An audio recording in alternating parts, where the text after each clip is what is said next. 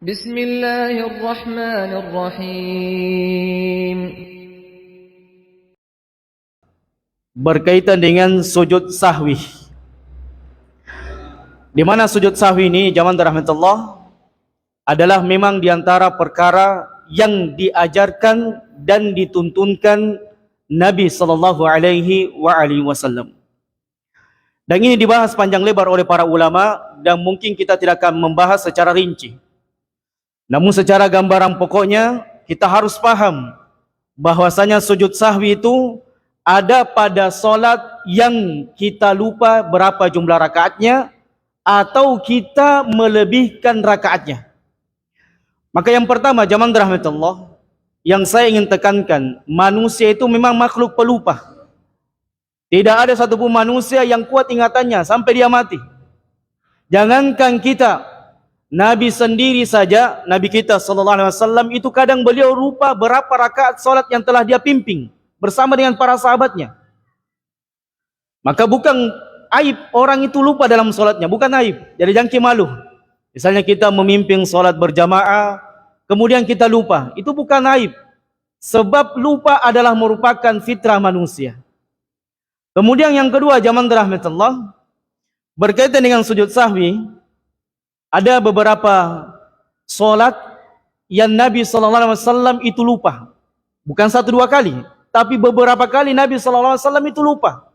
Sampai-sampai Nabi alaihi salatu wasallam mengatakan, sesungguhnya saya ini adalah innama ana basyarum mislukum. Saya ini manusia sama dengan kalian. Kalian lupa, saya juga lupa. Akan tetapi kemuliaan saya, kata Nabi sallallahu alaihi wasallam, saya adalah merupakan Nabi yang Allah wahyukan wahyu kepadaku. Maka satu ketika disebutkan dalam hadis yang banyak, jamaah rahmatullah, satu saja hadis kita sebutkan supaya kita paham kapan kita sujud sahwi dan kapan kita menyempurnakan solat. Dalam sebuah riwayat, Nabi sallallahu alaihi wasallam pernah memimpin solat asar. Saya bacakan hadisnya, jamaah rahmatullah. Anna Rasulullah sallallahu alaihi wasallam shallal asar fa sallama fi 3 rakaat. Suatu ketika Nabi sallallahu alaihi wasallam salat asar bersama dengan sahabatnya. Maka ketika rakaat yang ketiga, beliau kemudian tasyahud di situ. Dan setelah beliau tasyahud di rakaat ketiga, beliau kemudian salam. Jadi kurang berapa? Kurang satu. Baik. Tsumma dakhala manzilah. Kemudian setelah itu beliau salam, beliau langsung masuk ke rumahnya. Jadi rumah Nabi sallallahu alaihi wasallam itu berbatasan dengan masjid. Jadi satu dinding dengan masjid. Itu rumah Nabi sallallahu alaihi wasallam, sangat kecil rumah beliau sallallahu alaihi wasallam.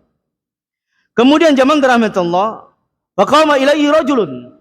Ada kemudian orang di antara sahabat yang menghampiri Nabi sallallahu alaihi wasallam rumah beliau, kemudian berkata, dan sahabat ini disebut dengan Khirbaq. Maka orang ini kemudian mengatakan, ya Rasulullah, apakah solat asar itu dikurangi atau kamu lupa wahai Nabi SAW? Jadi ketika Nabi SAW solat bersama dengan sahabatnya, beliau salam pada rakaat yang ketiga, tidak ada sahabat yang berani menegur Nabi. Padahal kalau makmum merasa imam salah, maka dia laki-laki melakukan apa? Ucapan subhanallah. Mengucapkan kalimat subhanallah. Supaya imam sadar bahwasanya dia sementara salah. Dan imam tidak boleh tinggi egonya.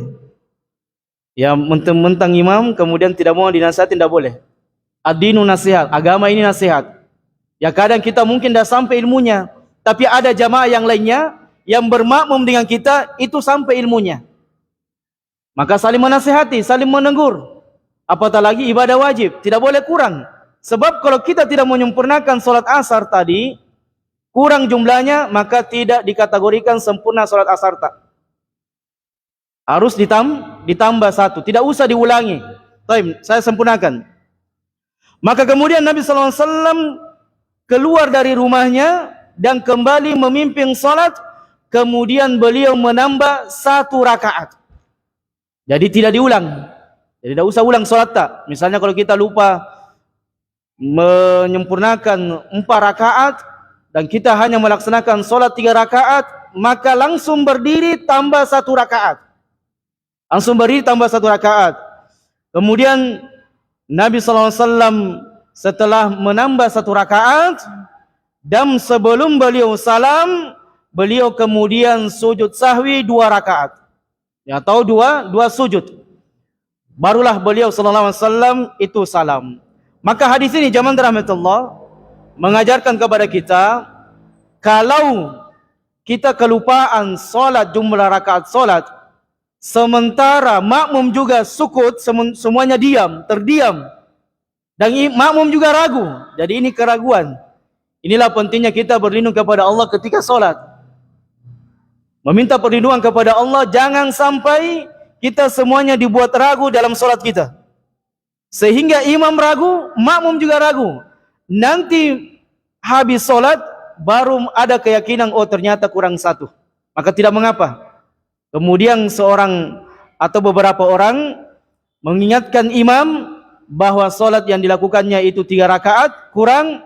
Maka disitulah imam kemudian berdiri bersama dengan makmum, kemudian menambah rakaat 1 rakaat. Dan sebelum salam, itu kemudian sujud sahwi, 2 kali sujud, kemudian salam. Dan inilah jamaah rahmatullah, indahnya Islam, semuanya perkara telah dijabarkan dan dijelaskan. Kemudian yang berikutnya saya nasihatkan, imam itu memang perkara berat. Termasuk penceramah itu perkara berat. Jadi memang Nabi SAW anjurkan yang menjadi imam itu adalah orang yang tidak sekedar bagus bacaannya, tapi dia harus faqih. Dia harus mengelmui seluk-beluk solat.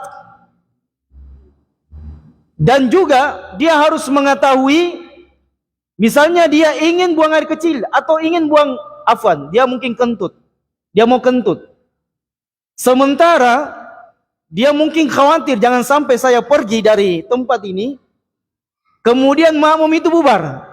Inilah pentingnya semuanya perkara solat itu telah kita tuntaskan semuanya. Mulai dari wudu itu harus tuntas ilmunya. Kemudian solat juga harus tuntas ilmunya. Menjadi imam bagaimana? Kemudian di belakang imam itu harus orang berilmu juga.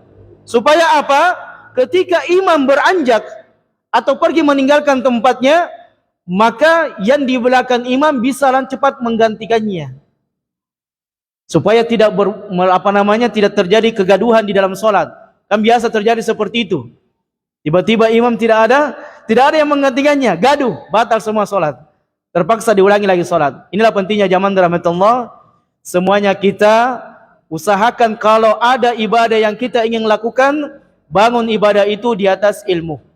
Bangun ibadah itu di atas ilmu. Minimal semua fikih penjelasan tentang solat itu kita sudah tuntaskan, kita sudah pelajari. Jadi besok-besok ada kejadian, kita tidak lagi saling bertanya, tidak saling menyalahkan, tidak kemudian saling si jojo-jojo, tidak. Karena kita semuanya sudah ada ilmunya, sudah beres, sudah selesai penjelasannya. Maka demikianlah jamaah rahmatullah, apa yang bisa kita sampaikan berkaitan dengan sujud sahwi. Maka adapun kalau kita lupa di dalam solat kita, berapa rakaat yang kita sudah laksanakan, sementara imam juga lupa, makmum juga lupa, nanti sesudah salam baru kita ingat, maka tidak mengapa kemudian kita tambah ya, supaya sempurna solat. Jangan bilang kan saya lupa. Naam, benar lupa, tapi ada yang mengingatkan setelahnya. Inilah pentingnya saling mengingatkan ketika kita lupa, bahwasanya tambah 1 rakaat supaya sempurna ibadah solat asar kita. Demikian jamaah rahmatullah.